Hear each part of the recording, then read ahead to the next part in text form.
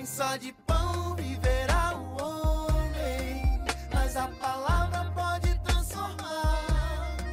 O coração é a terra fértil, tem que regar para germinar. Fala galera, tudo beleza?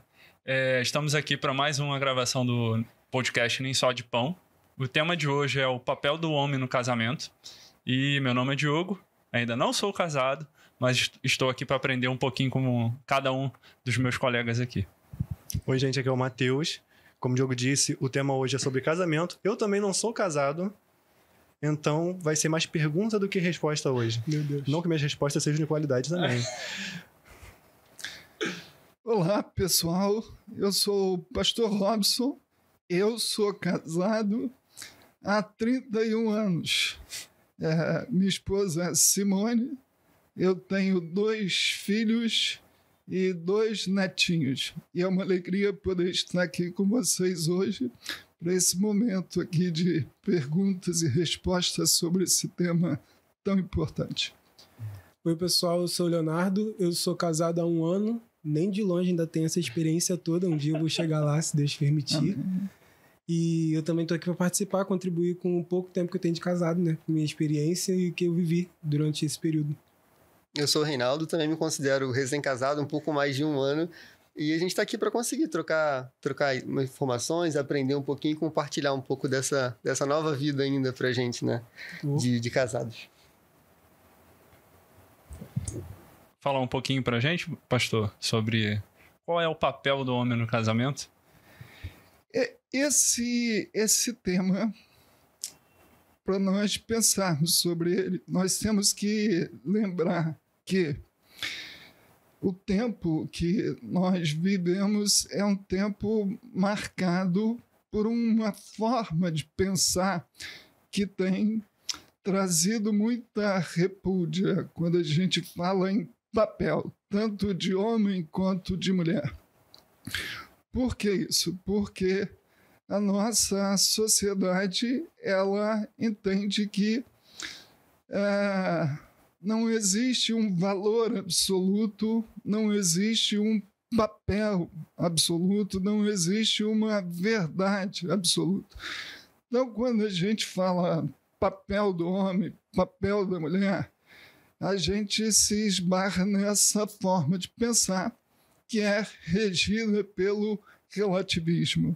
Então, se não existe valor absoluto, se não existe papel, se não existe verdade absoluta, isso significa dizer, então, que nós falarmos de papel do homem, ou como outro podcast, do papel da mulher,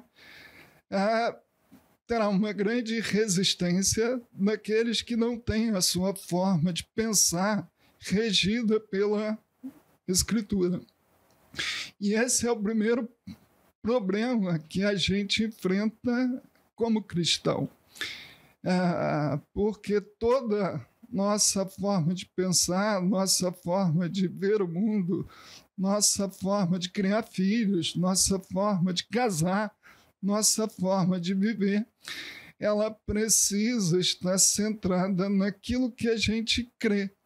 E nós cremos que a Bíblia é a palavra de Deus e é a Bíblia que define o papel tanto do homem quanto da mulher. Então, tudo que a gente vai falar aqui parte desse pressuposto, ou seja, nós cremos que a Bíblia é a palavra de Deus e que a Bíblia define o papel do homem e o papel da mulher, em que o homem não é mais que a mulher não é mais que o homem, mas apenas está dentro desse conceito de cada um tem o seu papel. E quando cada um assume esse papel, a gente vai ver que a vida flui muito melhor e as frustrações são muito menores e a chance de ser feliz no casamento é muito maior quando você fica no seu papel. E eu resumi em 3 P's para poder facilitar a memorização. O papel do homem, segundo as Escrituras, no casamento, ele está definido como o papel de um provedor, o papel de um protetor e o papel de um pastor. Então, se a gente pode resumir esse papel do homem no casamento, eu creio que esses 3 P's resumem bem o papel do homem: provedor, protetor e pastor. Então, durante o nosso tempo, a gente vai estar abordando esses papéis que o homem desempenha no casamento.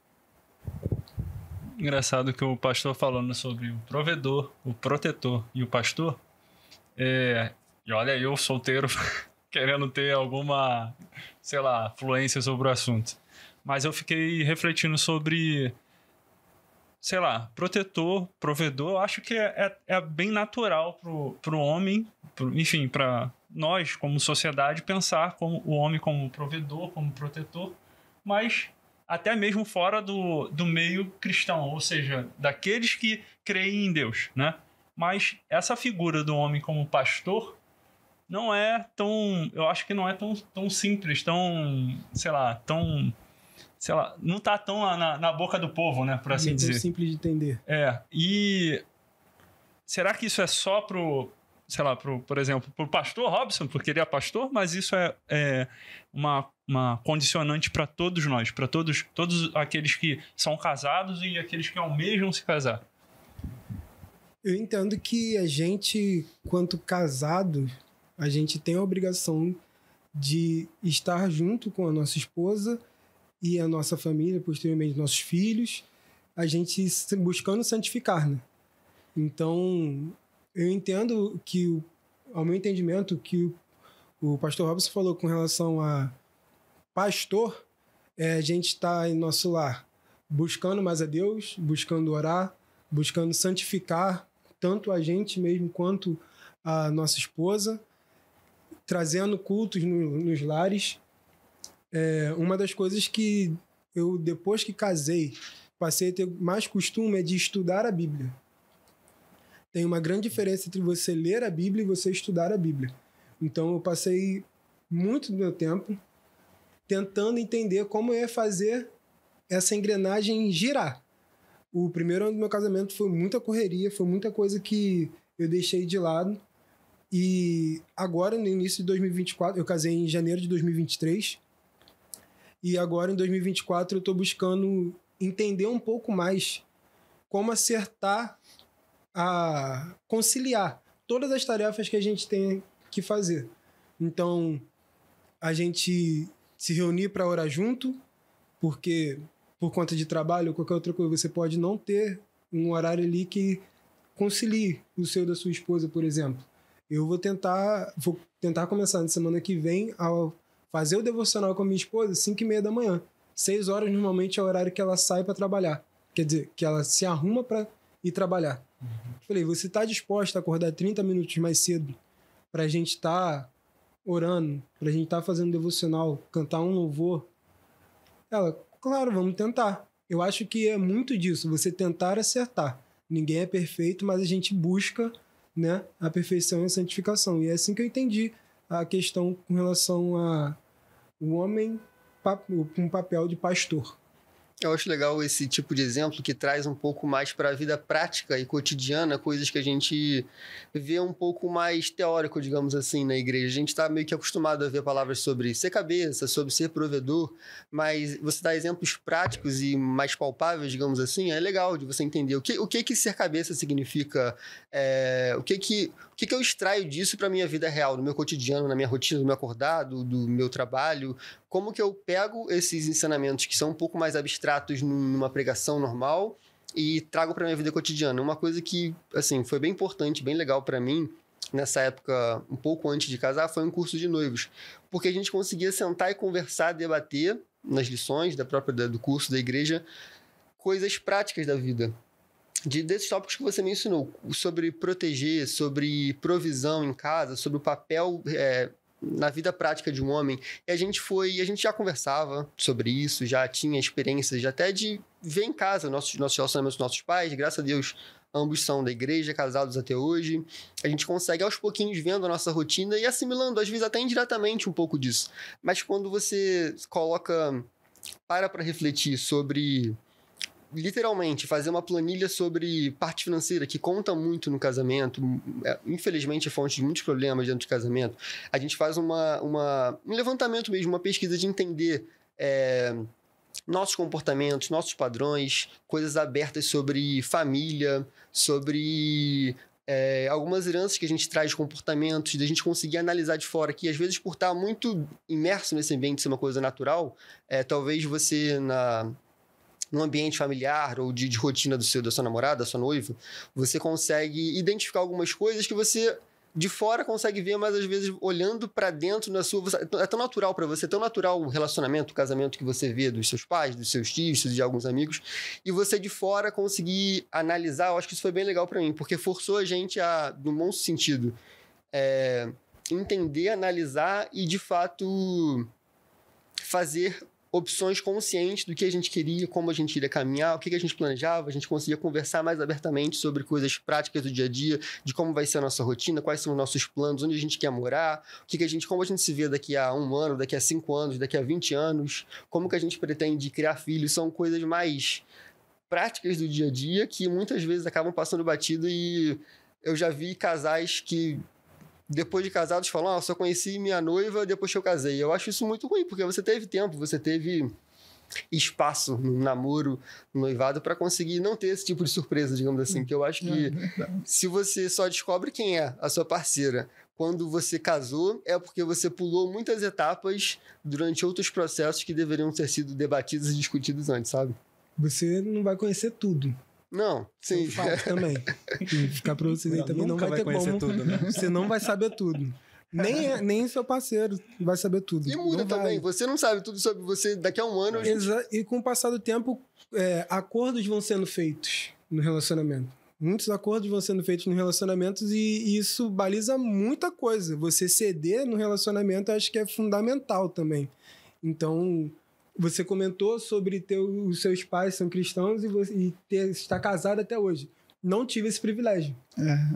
Eu não tive esse privilégio. Eu tive uma dificuldade muito grande de entender o papel de um homem, como é ser um homem na casa, porque eu não tinha a figura do homem na casa.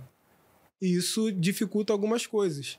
Então, óbvio, é possível você aprender. Tá aqui, ó, no manual, tá tudo aqui, ó, na Bíblia.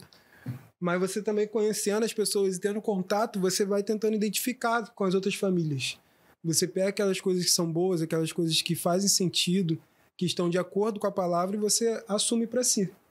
Então, assim, são muitas coisas que você pode ser citado de exemplo. A questão sobre as decisões que são tomadas, a forma como as decisões são tomadas. Na casa da minha mãe, de onde eu vim, era tudo unilateral, não tinha conversa. No meu casamento, não. No meu casamento é conversado. A gente conversa sobre as decisões que vão ser tomadas. Como elas vão ser tomadas. Por quê? Entender os riscos do que vai ser feito. Então, tem muitas coisas que... Desculpa. Tem muitas coisas que realmente, durante esse processo, pode facilitar, e outras coisas que não dão tanta facilidade assim.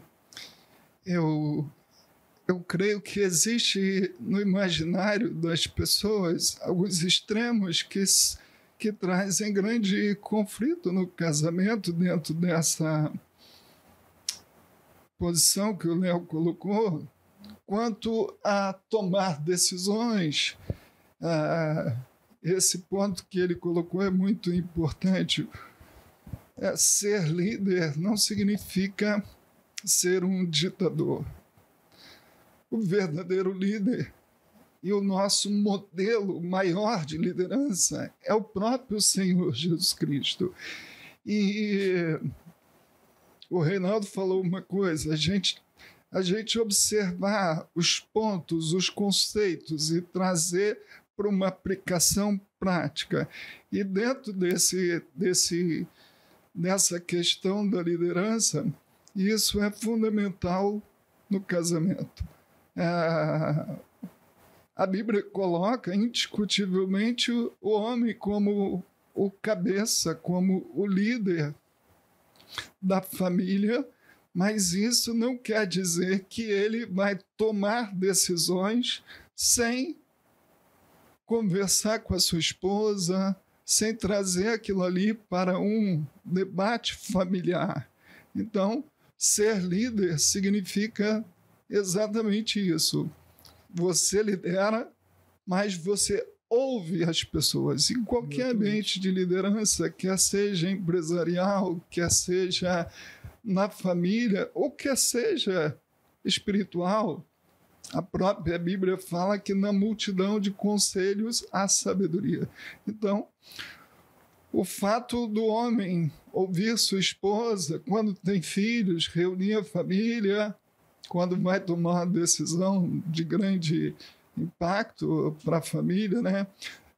Isso de modo nenhum diminui a sua liderança, muito pelo contrário, mostra o quanto ele é um líder eficaz.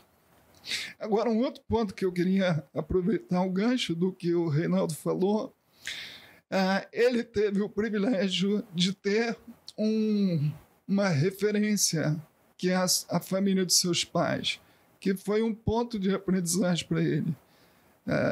Hoje a gente vê cada dia mais o número de famílias sendo destruídas, e a nova geração, nossos jovens, muitas vezes vêm de uma família de pais divorciados ou de uma família que não teve o pai presente. Aonde buscar um modelo? Aonde buscar uma aprendizagem? E ele falou do curso de noivos. Isso é muito bom, graças a Deus por isso na nossa igreja. Mas o nosso manual vitalício será sempre a Escritura. Então, a postura do Léo foi muito sábia. A melhor coisa para a gente estruturar a nossa família, para a gente tirar nossas dúvidas, para a gente aprender como ser um bom pai, como ser um bom marido. Não tem curso de paz, né? Deveria ter um curso de paz. Como ser um bom pai? Não tem. Se tiver, tem como ser um bom marido? Não tem. Bem, mas nós temos um manual. E eu creio que o sucesso para você ser um bom pai, para você ser um bom marido, é você estar sempre buscando aprender nas Escrituras, porque ela tem resposta, ela tem sabedoria para que a gente, então, aprenda a exercer o nosso papel. O papel existe. O problema dos conflitos que a gente enfrenta é que, às vezes, a gente não sabe as atribuições específicas do nosso papel. E a gente não sabe pela nossa falta de conhecimento. E a atitude do Léo, então, foi brilhante. Certamente o seu casamento vai ser daqueles que vai durar até que a morte os separe. Amém. Porque ele está buscando a sabedoria do lugar certo, as Escrituras. Hoje nós temos, como eu disse, 31 anos, né, que eu vivo feliz com a Simone, e isso é importante. Não é só manter o casamento, mas é viver feliz no casamento, que esse é o projeto de Deus para o casamento. A família tem que ser um lugar de alegria. Eu não vejo o casamento como um peso.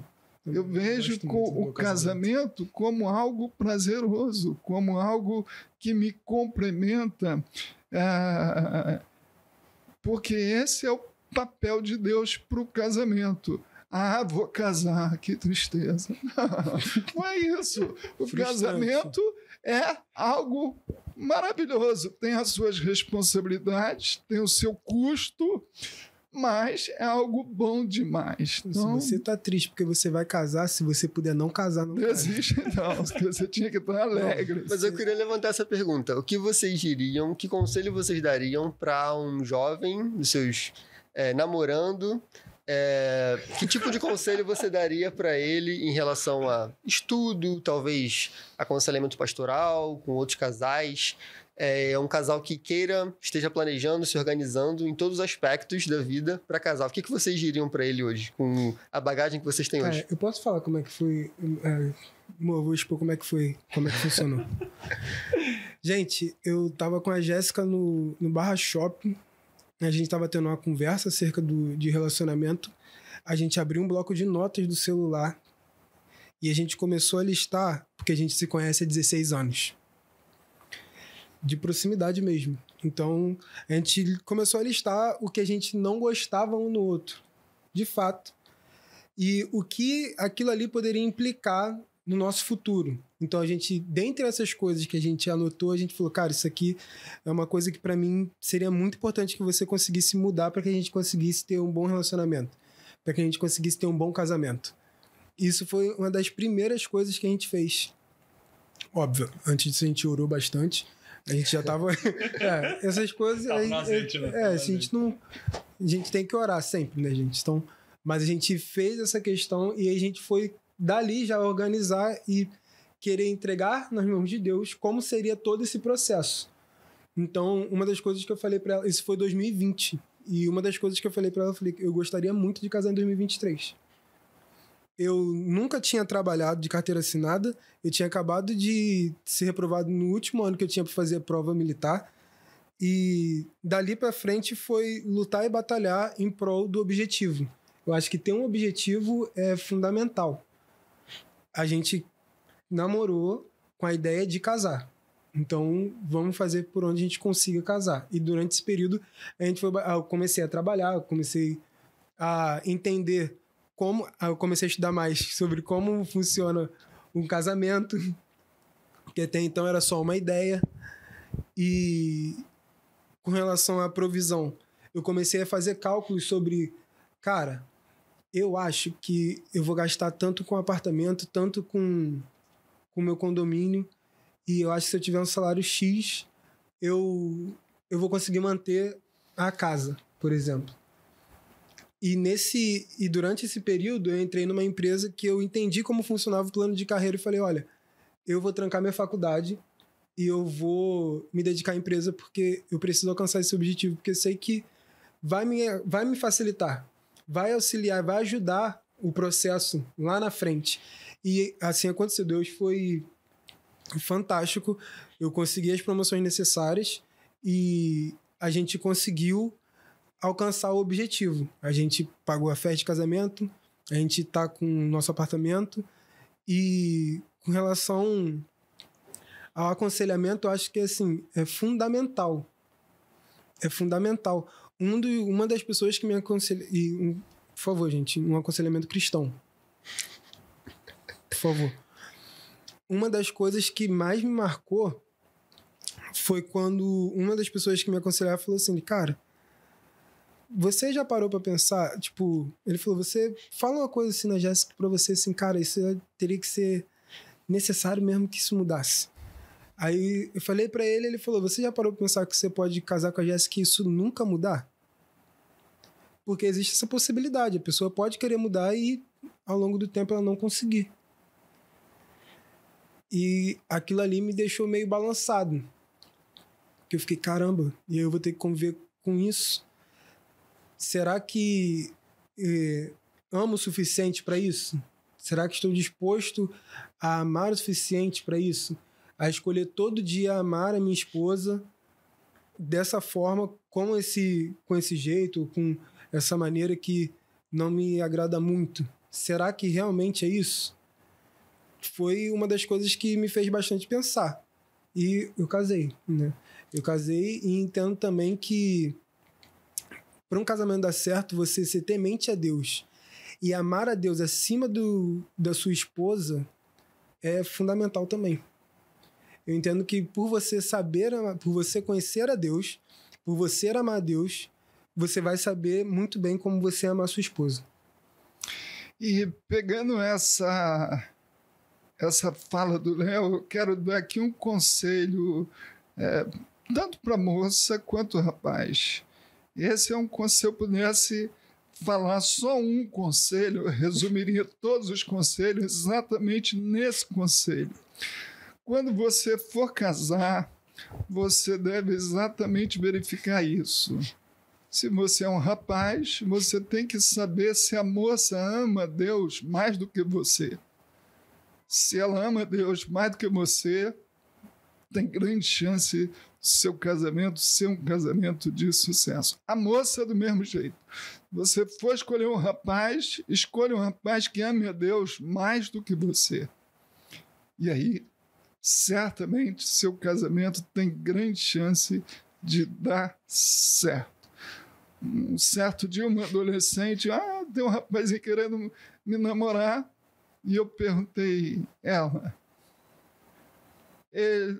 ela falou, ele é da igreja. Eu falei, não, mas você não tem que ver se ele é da igreja. Você tem que saber se ele ama Jesus. Se ele ama Jesus, começa a namorar com ele. Agora, se ele não ama, nem começa. Então, eu creio que esse é um ponto fundamental que você percebeu e que, se nós pudéssemos resumir o conselho, isso é fundamental, gente. Seu cônjuge, ele precisa amar a Deus mais do que você. Amém. E esse é o nosso modelo para a gente poder caminhar. Agora, outra coisa, aproveitando esse ponto também, o Reinaldo levantou, eu creio que a gente vive uma geração de homens frouxos. Isso esse é o efeito da crise de masculinidade que a gente vive. Aliás, quero até, filma aí, João, quero indicar esse livro aqui, do pastor Renato. Comprei. Esse é um livro, gente, muito, muito legal, muito fácil de ler, que eu aconselho todo homem e toda mulher ler esse livro. Que a gente vive esse momento de crise de masculinidade, onde os desenhos, sei que vocês não veem desenho há muito tempo, né? Mas se você pensar um pouquinho, você vai lembrar aí de muitos desenhos que você assistiu, que a figura do homem era ridicularizada. O homem era o bobão. O homem era aquele que saía como ridicularizado. Isso faz parte de uma construção catequizando a imagem, a memória das crianças, né? Colocando assim um homem assim como um bobão. E o tempo que a gente vive hoje é de muitos homens que não tomam coragem, não tem coragem de sair da casa da mãe, não tem coragem de casar. Fulano casa, mas as coisas são tão difíceis, eu não sei o quê. Ele não tem coragem de trabalhar em 2 empregos, ele não tem coragem de acordar às 5 horas da manhã e dormir meia-noite. Ou seja, a gente vive uma geração assim de uma falta de disposição. Na linguagem popular, frouxo. E isso acaba que o cara não tem coragem de casar. Ele põe dificuldade em tudo e... mas como é que eu vou fazer isso? Como é que eu vou fazer aquilo? O testemunho do Léo, ele vai de encontro a muitos outros testemunhos que eu já vi e vivi também quando me casei, há 31 anos atrás. Gente, eu digo para vocês que Deus está interessado no casamento. E Deus, nós que somos cristãos, nós temos que saber depender de Deus.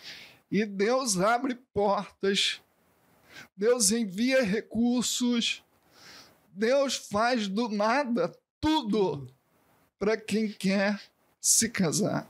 Deus está interessado em que uma família seja construída. Então, mas tem que ter iniciativa. Tem que ter iniciativa, principalmente do homem. Se você marcar a data do seu casamento e você, de fato, tiver escolhido a pessoa certa, Eu tenho certeza que Deus vai abrir portas que você não imaginava. Eu já vi muito isso acontecer.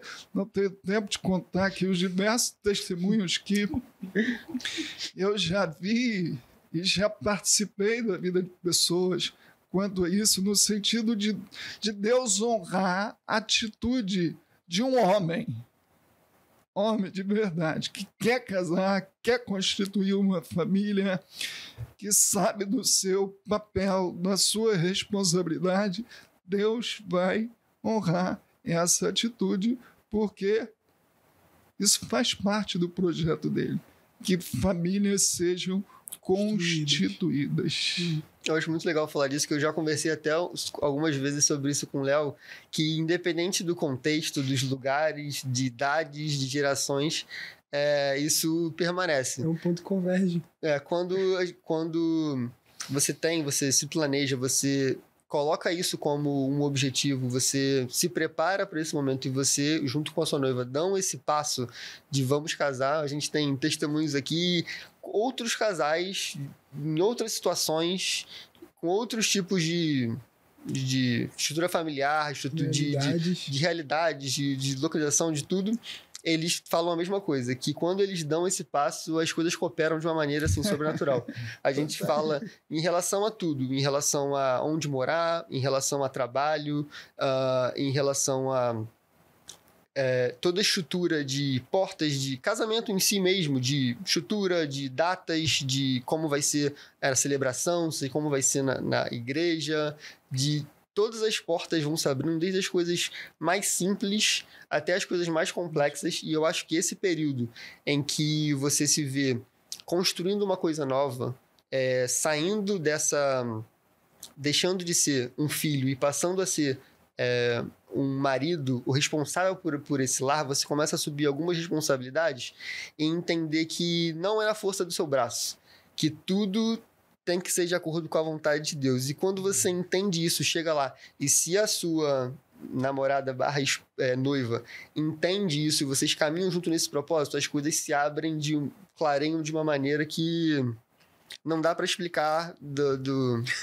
no campo humano mesmo. São coisas de Deus que, como as coisas acontecem, é de uma maneira realmente sobrenatural.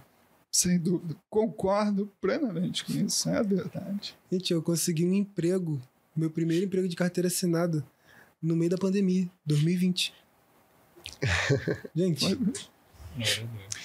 Qual a próxima pergunta? Agora a gente vai pro roteiro. 50 minutos de podcast. Vamos no roteiro. Vamos ver aqui o que temos. Vamos de primeira mesmo, né? Para você, como foi entender o que seria realmente a liderança no casamento? Esse papel de ser o cabeça da família? Para mim, eu acho que foi uma junção de tudo que você vai aprendendo ao longo de vida, de igreja. No meu caso, graças a Deus, em casa, eu acho que talvez a gente pode conversar aqui em outros cenários em que a pessoa não tem uma estrutura familiar de um casamento estável em casa, ou não tem tios ou pessoas próximas a isso. Mas eu acho que é um pouco estudo bíblico, um pouco de convivência mesmo, de entender dentro da igreja, de observando outros casais, a vivência de famílias que você consegue identificar os pontos positivos que você quer levar, e um pouco de oração, de entender com Deus do que são os valores, o que você consegue identificar em outros lugares que você quer trazer para sua casa, e até as coisas que você vive na sua casa, que podem ser muito graves, ou até coisas mais simples que você queria romper ali e não trazer isso para o seu casamento, para a sua nova casa que você está criando. Tem algumas coisas que isso vem de ambos os lados. Tanto você como um homem, e também a vivência também vem da sua esposa. Eu não tinha o costume de... Isso é uma coisa bem simples, pra gente mostrar a praticidade, por exemplo. Eu não tinha o costume de jantar, fazer minhas refeições à mesa. E a minha esposa, ela cresceu com a família dela se reunindo na mesa. Eu comia sozinho. Minha esposa cresceu se alimentando com a família. Isso é uma coisa que ela quis trazer para o nosso casamento e que eu também abracei, porque é algo que é muito benéfico. É benéfico. Então, a gente junto, a gente almoça na mesa. Ah, não tá à mesa? Não, tá no sofá. Tá os dois no sofá junto. É importante. São coisas simples. São coisas simples. Você auxiliar e ajudar, tem como você simplificar, sabe? Uma outra coisa bem simples. Ao acordar, a minha esposa, ela acorda e já vai agitar as coisas dela para sair para trabalhar direto. E eu percebi isso.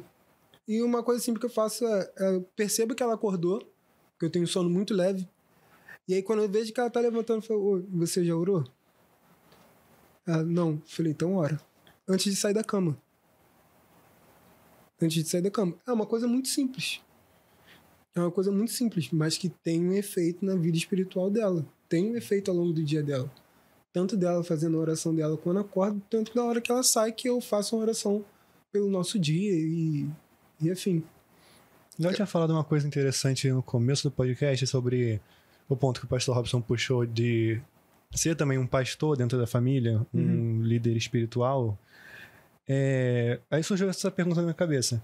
Tem como essa experiência ser vivida, esse olhar ser adquirido fora do casamento, antes do casamento? Ou é algo que só pode ser adquirido depois que você casa? Esse olhar de acompanhar toda a questão espiritual da família, não só a sua. Porque para solteiro a gente está acostumado a olhar pra gente, né? Para acompanhar o nosso progresso. Mas quando você casa, que vira um líder espiritual, é a família inteira, toda essa questão. Tem, com certeza tem. Assim, eu, pelo menos ao meu entendimento, com certeza não sei, mas ao meu entendimento tem sim. Porque se você vê que a sua família não é uma família que está junto em oração, que eles não buscam a palavra, que eles não leem, o que te impede de vocês convidar eles para estar junto, orando, lendo a palavra? Nada te impede. Nada te impede. Principalmente se assim, seus pais não são cristãos. Isso aí é fundamental. Você, convidou, eles não foram. Poxa, então, mas vai você. Fica você à mesa lá, fazendo, se for possível, se não for um ambiente barulhento, mas fica você à mesa lá fazendo um estudo, lendo a palavra, cantando seu louvor, porque fica de exemplo. Fica de exemplo. Em algum momento, o Espírito Santo pode tocar aquele coração, porque você está ali na mesa, entendeu? Então, eu acho que é possível sim. A minha mãe tentou muito fazer isso lá em casa, muito mesmo. Não é fácil, é muito difícil. Imagino. É muito difícil. A minha mãe tentou várias vezes implementar o culto no lar, então a gente começava e aí as coisas iam acontecendo e parava. Aí começava de novo, as coisas iam acontecendo e parava. Várias vezes isso aconteceu. Mas tentei trazer isso pro meu casamento. Então, cara, agora eu tenho que fazer dar certo. Né? Eu não tenho mais opção. Entendeu? Agora eu tenho que fazer dar certo. Você é o cabeça, né? É isso. Agora eu tenho que fazer isso que dá certo. Eu tenho que fazer que a gente tenha esse momento de adoração a Deus junto, como casal. Eu acho que é possível. E eu creio que dos papéis do homem instituído por Deus, eu creio que o papel mais esquecido no nosso tempo, que mais foi atingido pela crise, é o papel justamente de ser o pastor, o líder espiritual da sua casa, o sacerdote. Porque o que a gente vê na nossa sociedade, o homem preocupado em sustentar o filho, os filhos, a família, em trazer a provisão, e aí ele se preocupa em pagar o curso de inglês, pagar isso, pagar aquilo, se preocupa com a melhor roupa, se preocupa com a melhor escola, com a melhor comida, e o homem acaba com todas essas preocupações, se esquecendo de que o seu filho, que hoje é uma criancinha tão bonitinha, vai crescer, aquele pecadorzinho ali vai crescer, vai se tornar um homem. E com essa negligência do papel dele como o pastor da sua família, o sacerdote, ou seja, aquele que está preocupado com que todos os membros da sua família conheçam a Cristo e se rendam a Cristo e amem a Cristo, a sua esposa, os seus filhos. Ele, então, tendo essa preocupação como a prioridade da sua vida, ou seja, tudo que ele for fazer pela sua casa, pela sua família, esse objetivo, essa meta tem que estar em primeiro lugar. Porque não adianta a gente se preocupar, nossos filhos serem pessoas bem-sucedidas, mas não conhecerem Deus. A nossa esposa tem a melhor roupa, a melhor formação, mas não ser uma mulher piedosa. Então, o sucesso de uma família está exatamente em amar a Deus, que afinal de contas esse é o nosso envolve a nossa eternidade. Então eu creio que um dos papéis hoje mais abandonados pelo homem é o papel de ser o pastor da sua casa.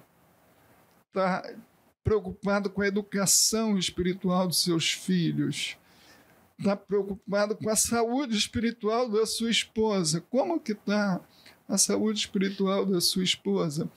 Hoje a gente vê muito a mulher preocupada com o homem, a mulher preocupada com os filhos, e a gente vê que o homem, às vezes, não está tão enganjado nesse papel que Deus colocou ele como o sacerdote da sua casa.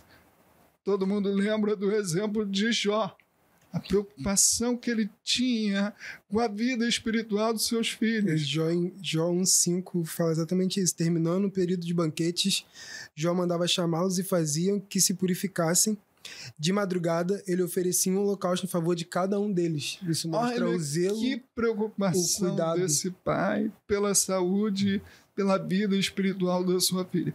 O papel de provedor é fácil entender, o papel de protetor, mas o papel de pastor da casa, o papel de sacerdote, o papel de guia espiritual, eu creio que nossa geração está muito, muito carente de compreender e assumir esse papel que Deus instituiu para cada homem, como guia espiritual da sua casa, como pastor da sua casa. Então, temos que orar e temos que ajudar os outros homens a entenderem que ele é responsável pela vida espiritual da sua família, de promover o crescimento, de promover o bem-estar da sua família, no sentido de que todos encontrem essa comunhão com Deus, que todos conheçam a Cristo. Creio que a gente precisa pensar muito nisso. Com relação ao papel de protetor, eu estava conversando com uma amiga semana passada e ela me mandou uma imagem, um trecho de um livro. E aí eu tive que anotar para trazer porque faz muito sentido. O livro é Homens de Verdade, de Richard Phillips. E assim está escrito. Quando Paulo diz que o marido deve admitir o próprio sacrifício pelo bem-estar de sua esposa, isso obviamente inclui sua segurança física. Mas a principal ameaça contra a qual um homem deve proteger sua esposa é o seu próprio pecado. Aí continua. Aí é um pensamento. Eu costumava pensar que se um homem entrasse em minha casa para atacar minha esposa, eu certamente resistiria a ele. Mas então percebi que o homem que entra em minha casa e ataca minha esposa todos os dias sou eu, com a minha raiva, minhas palavras duras, minhas reclamações, minhas indiferenças.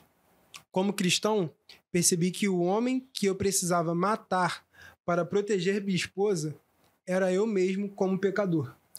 Glória a Deus. Cara, fantástico. Eu não tenho mais nada para falar disso. Desculpa. Não tenho mais nada para falar disso. Porque quando ela mandou essa imagem que eu li, E eu fiquei um tempo assim, só refletindo. Eu não consegui nem responder. Isso é fantástico, porque a sua esposa tem que ver você como um homem de Deus. A Bíblia usa essa expressão muito no Antigo Testamento, né? Homem de Deus. Seus filhos têm que ver em você a sua piedade. E meu pai é um homem de Deus. Isso vai gerar no coração dessa família, então, esse sentimento. Porque aquilo que você fala não destrói a sua esposa ou não destrói a sua casa. A forma que você age não destrói.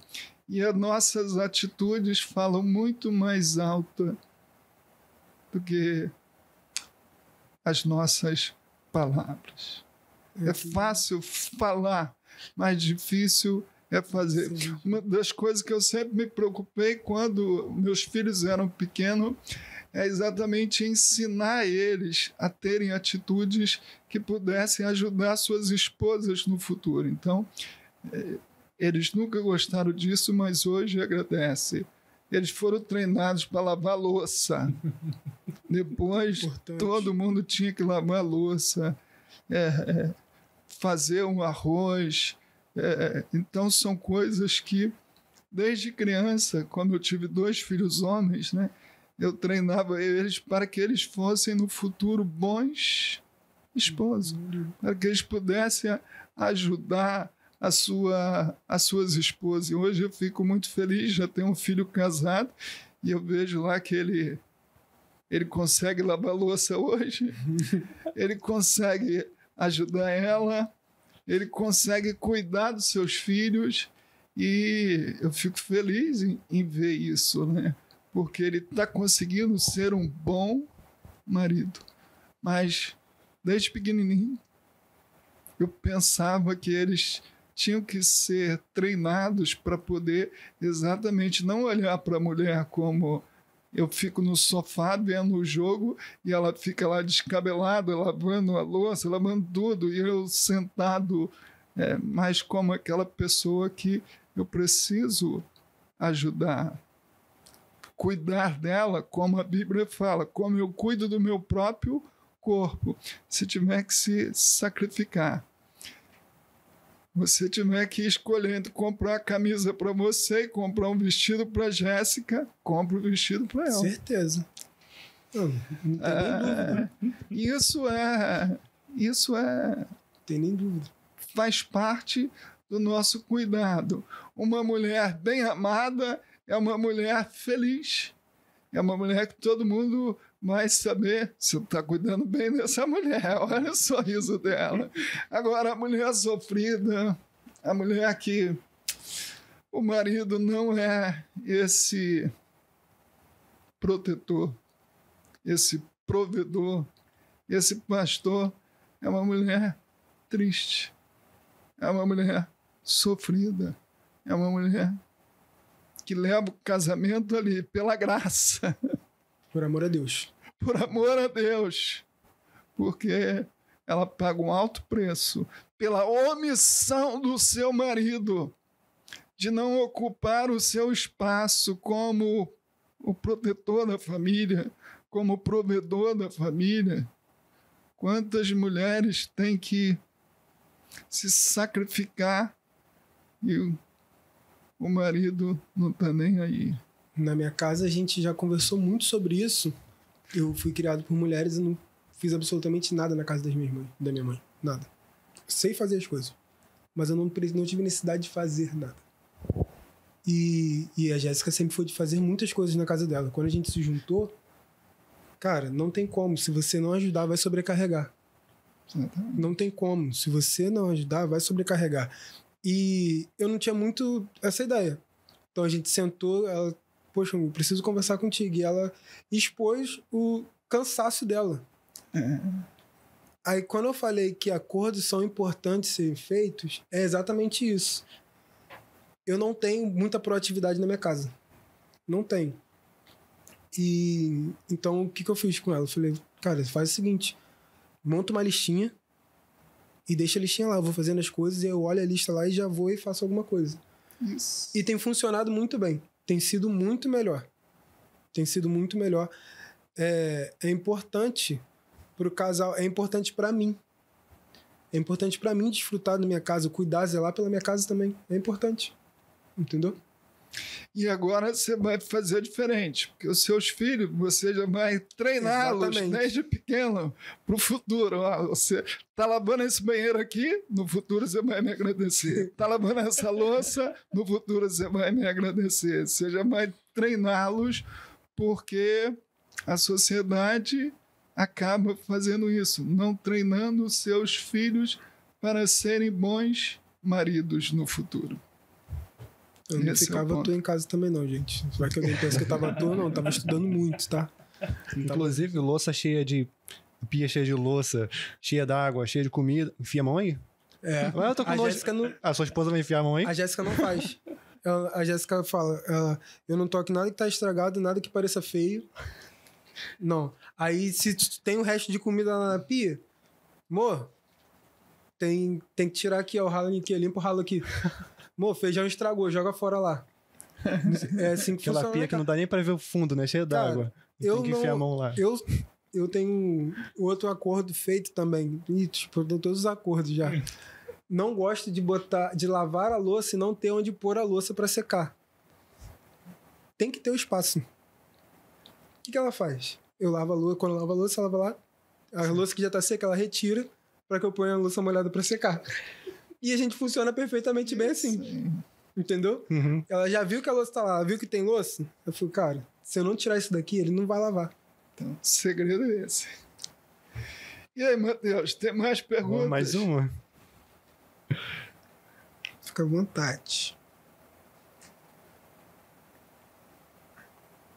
São muitos detalhes, né? Muitas A gente coisas. Tem que... Tô vendo quais que já foram respondidas, quais que não foram. Como conciliar casa e trabalho e ainda seguir os princípios bíblicos para os maridos cristãos? Eu tava falando isso com os rapazes ali fora, mas era sobre outro tema, só que aí caiu nisso também, né? Eles estavam falando de começar a faculdade, a rotina fica toda bagunçada. Eu falei, daqui a pouco é o trabalho, vai ficar a rotina toda bagunçada. Aí quando se ajeitar, vai casar. Rotina toda bagunçada. Aí vem filho, rotina toda bagunçada. Justamente sobre isso. Como conciliar Boa esses pergunta. princípios bíblicos e o trabalho? Eu respondo? E aí, Reinaldo? Não, tô olhando Fala pra aí, você, mas- Reinaldo. Reinaldo tá quieto Esse- aí, ó.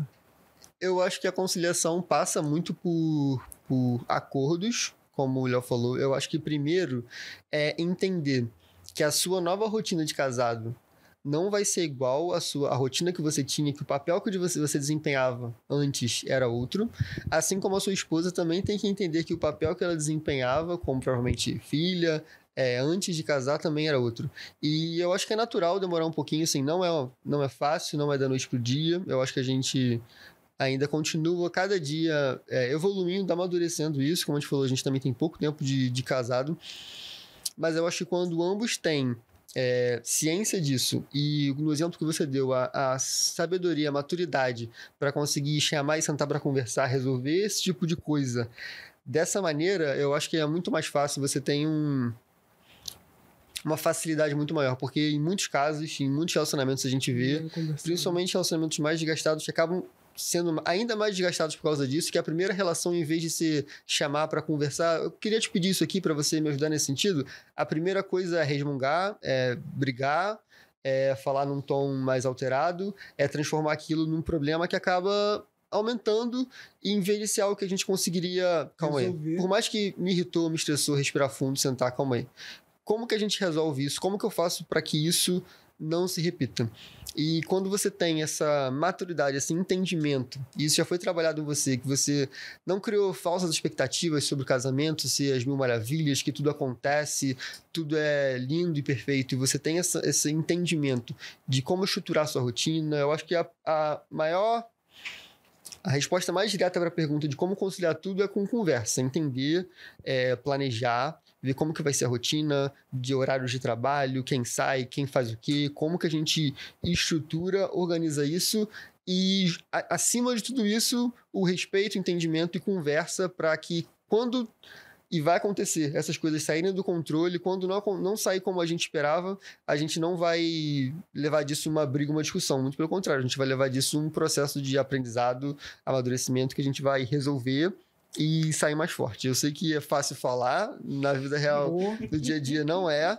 Nós estamos longe de ser perfeitos, mas a gente a cada dia tenta e deve tentar, como cristão, não só como marido, mas como cristão da vida, em todas as áreas, aos pouquinhos e tentando evoluindo, crescendo e aprendendo com essas coisas que a gente já passou no dia a dia. É importante ter paciência. É muito importante você ter paciência. Porque as pessoas não mudam da noite pro dia. Então, nesse processo, da mesma forma como eu tive que ter muita paciência com algumas coisas da Jéssica, a Jéssica também teve que ter muita paciência comigo. Ela disse no último episódio. Ela disse? Ela disse. Não tá, eu não vi pra não ter viés. Mas paciência é fundamental. É fundamental.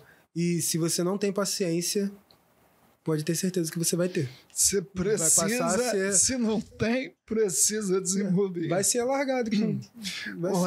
Hoje, por acaso, hoje de manhã eu estava meditando exatamente sobre o texto de Tiago 5:7, que fala da paciência. Sim. E eu estava lendo como que nossa geração, principalmente, é treinado para impaciência. Uma pesquisa diz que se um vídeo demorar mais de 10 segundos para abrir, 25% das pessoas desistem de assistir aquele vídeo. Olha, 10 segundos, hein? Demorou mais de 10 segundos para abrir o vídeo, 25% das pessoas desistem de assistir o vídeo. E eu estava pensando na minha própria impaciência agora. Eu tive uma experiência, porque o meu carro deu perda total, então eu estou sem carro esses dias. Então eu estou tendo que usar o Uber. E aí, quando eu vi que o Uber ia demorar 10 minutos, eu achei aquilo um absurdo. Falei, 10 minutos para o Uber chegar? Gente, esse negócio de Uber é muito ruim, 10 minutos. Vou andando fácil em 20. Eu falei, mas que absurdo. Mas por quê? Porque eu estou acostumado a entrar no carro e sair. 10 minutos não é nada, gente, para poder fazer qualquer coisa. Mas com isso, eu estou querendo dizer, como nossa vida, então, nós somos treinados para impaciência. E como a impaciência é impossível viver feliz, é impossível ser cristão, é impossível ter um casamento durável se você não aprende a desenvolver paciência. Nós casamos com pecadores. Aliás, pecadoras, né?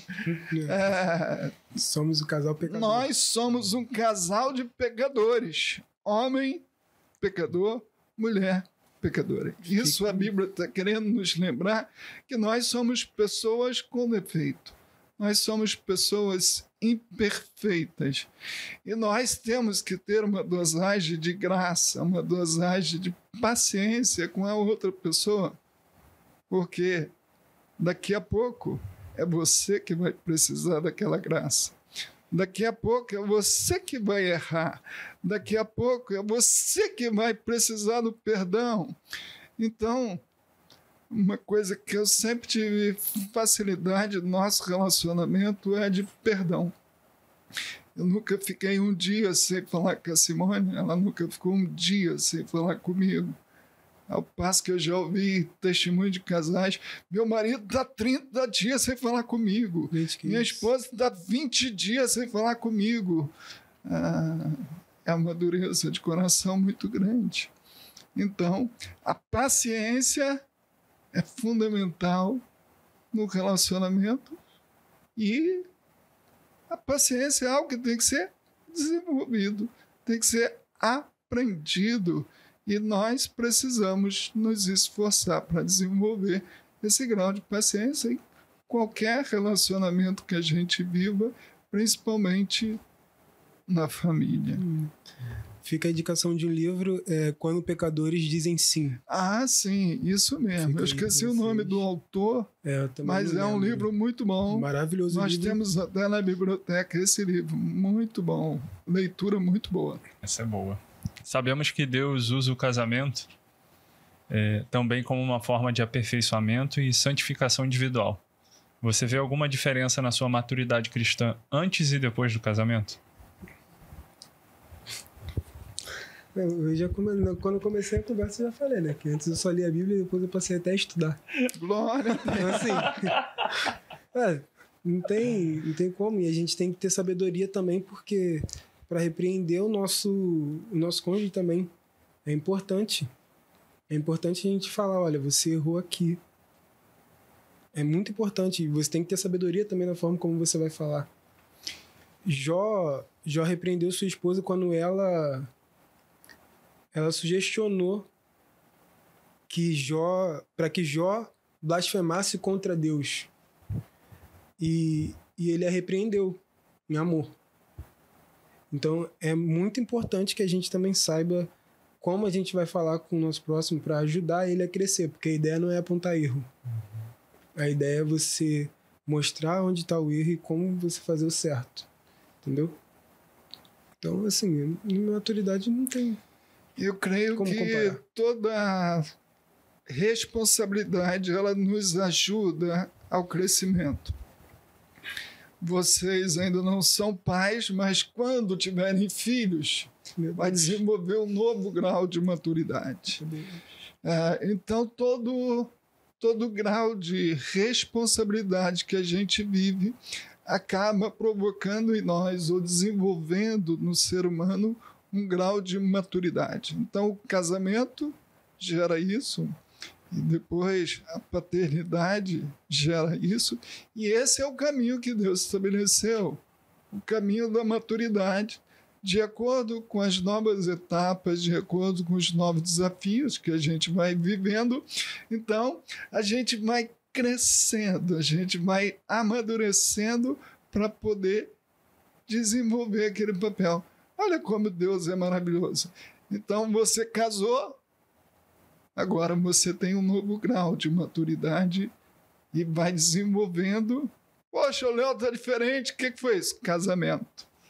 O Reinaldo está diferente, o que foi isso? Casamento. Então, de fato, o casamento nos ajuda a amadurecer. E se não amadurecer, aí vai complicar o casamento, porque se espera do homem que ele amadureça com o casamento. Se espera do homem que ele amadureça. Agora eu sou um pai. E aí é um novo tipo de responsabilidade. É uma nova dimensão que você vai viver agora. Você vai cuidar de uma pessoa, você vai formar um ser humano. É uma responsabilidade grande que Deus está te dando. E, consequentemente, aí volto à questão. Gente, a gente precisa de sabedoria. A gente precisa de sabedoria. Tudo que a gente desempenha, a gente precisa buscar essa sabedoria como pai, como marido, como cristão, como irmão. A gente precisa de sabedoria para fazer as coisas. E a nossa principal fonte de sabedoria é a Escritura. Na Escritura, Deus nos revela essas chaves, não só para a vida eterna, mas as chaves para se viver melhor, a chave para se ser um marido melhor, para ser um pai melhor, para ser um ser humano melhor. Então, por isso que é tão importante a gente estudar a Escritura, a gente ler a Escritura em busca de conhecer mais a Cristo. Engraçado que eu ouvindo vocês falarem. Inclusive, eu comentei isso com a Alana essa semana. Que eu fui ver o episódio anterior, né, delas. E como ouvir elas falando de vocês me gerou temor no meu coração. Porque, como eu falei, eu não sou casado. Só que isso gerou um temor no meu coração no sentido de...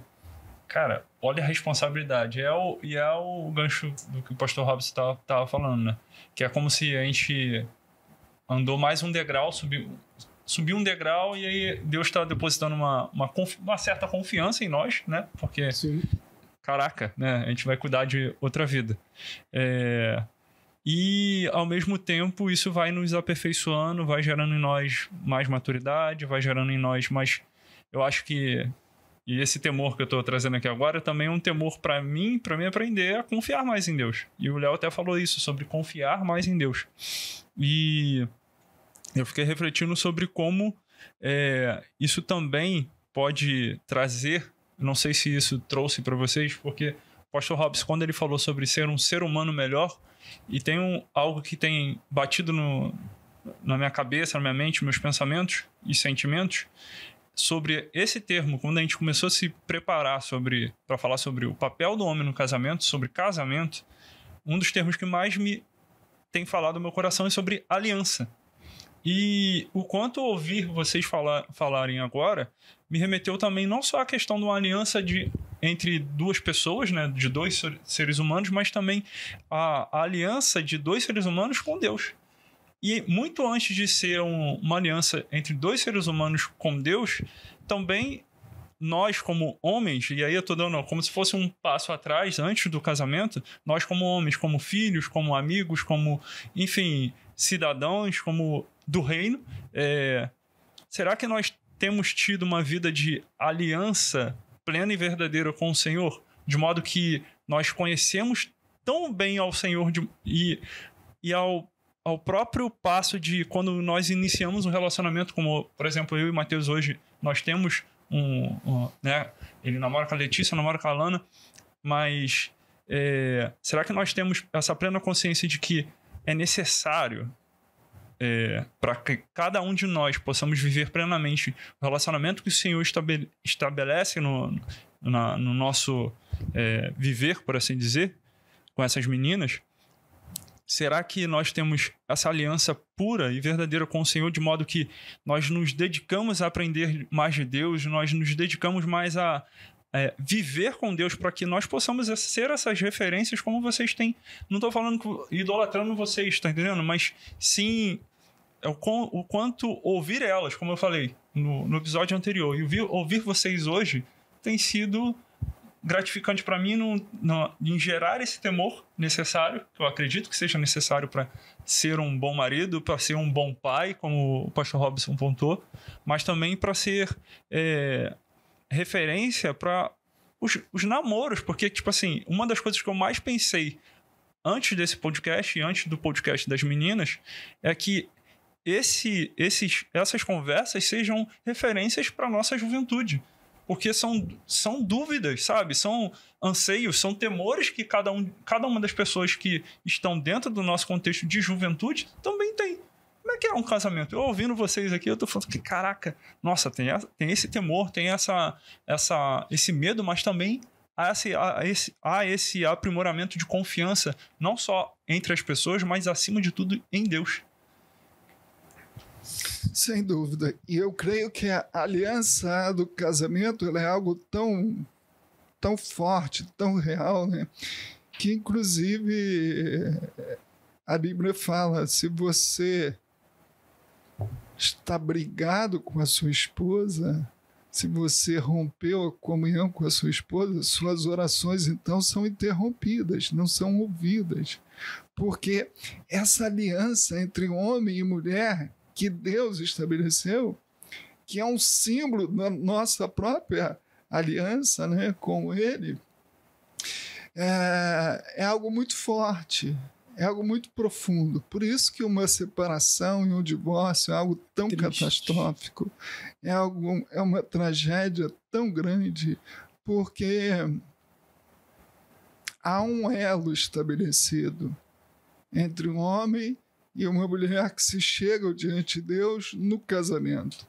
E a expressão que a Bíblia usa, a aliança, ela é muito profunda, teologicamente falando, e ela traz, assim, implícito, assim, um grau de relacionamento muito, muito forte, que não deve nos trazer o temor, mas deve nos inspirar, porque uma família estabelecida é um núcleo ali que Deus está formando para aquela criança que vai nascer, aquele casal que está ali. Então, é algo fantástico, como diz o bispo. Eu acho que eu já ouvi uma expressão, mas eu já não lembro mais de onde era, mas era relacionado a esse exemplo que o Senhor deu de juntar as pessoas e que uma separação ela destrói, que era comparando as pessoas com 2 tecidos que você junta e costura. E quando vai separar, você não descostura, você rasga o tecido, destruindo. Só um ponto. Muito real a ilustração. Quando você decide casar, é um comprometimento primeiro com Deus. E o teu entendimento sobre isso, acerca disso, a forma como você vai entender isso, vai ditar muito sobre como as coisas vão fluir dali por diante. Entende? Quando eu estava na outra empresa, a gente tinha dinâmicas de one-on-one, conversa. E aí entrou uma menina nova na mesa e eu tinha uma conversa marcada com ela. E é pra gente se conhecer mesmo. Falei, pô, eu tô aqui trabalhando e tal, casar. Aí ela falou, você vai casar? Ela não é cristã. Ela falou, você vai casar? Falei, vou. Ela, mas você tem certeza? Falei, tenho plena convicção que eu vou casar com a Jéssica. E aí, eu não perguntei o porquê também, mas inclusive, ela foi ao meu casamento. Anos depois, ela falou pra mim que foi uma das coisas que marcou muito ela. O comprometimento e o entendimento do que a gente estava firmando. E, cara, é impressionante, porque quando você toma uma posição, outras pessoas enxergam isso. As pessoas ao seu redor enxergam isso. Mesmo que você não queira. No período do meu noivado, eu perdi a conta de quantas pessoas eu conversei sobre relacionamento. Assim, pra mim não fazia sentido algum. Não fazia sentido algum. Pessoas casadas vindo conversar comigo. Pessoas que estavam ali no período conturbado do relacionamento vieram conversar comigo. E eu não entendi. A única coisa que eu falei, cara, vou orar aqui então primeiro, rapidinho, antes da gente conversar. Eu acho que isso passa muito pelo que o Diogo falou de exemplo, porque você pode achar que não, mas o seu relacionamento também é exemplo dentro da igreja. Como cristãos, eu acho que como um todo, a gente passa por isso, de você é observado, você acaba servindo de exemplo com uma atitude simples, coisas que para você é do cotidiano, uma coisa boba que você não percebeu, que às vezes marca para as pessoas. Eu acho que a gente tá aqui hoje é um exemplo disso, que eu me considero assim, muito pouco experiente no assunto, e mal ou bem num ambiente de juventude, serve de exemplo. Às vezes, coisas que a gente não percebeu de um tratamento, de como foi, de como chegou, da mudança de postura, de como as coisas acontecem, isso passa. Isso eu acho que começa com você na vida cristã como um todo, já acontece na sua vida, no seu namoro, e vai continuar acontecendo. Eu acho que é uma coisa gradual e que a gente constantemente tem que estar aprendendo, nos policiando para poder crescer com isso, de que o exemplo que você dá fala mais do que o que você possa vir a falar diretamente, pregar diretamente para a vida das pessoas. É o máximo, né? Que a gente, às vezes, a gente prega mais com a nossa vida do que falando, né? Que é muito sem importante. dúvida nenhuma. Recomendação de livro, vocês já fizeram? Tem mais algum que gostariam de recomendar antes? Ou de algum conteúdo que ajude com isso? João. Fogo no Parquinho, é um livro muito interessante para quem ainda está pensando em namorar.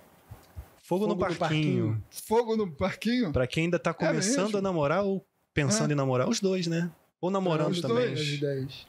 Casado também. Leu Fogo o livro. no Parquinho. Eu vou ler, então.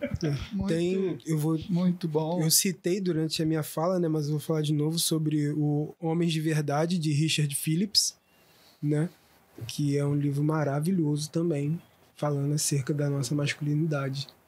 E eu reitero aqui a indicação do Crise de Masculinidade em Crise, do Renato Bastos, tá, pessoal? É um livrozinho pequeno, uma leitura muito gostosa, tem muitos exemplos.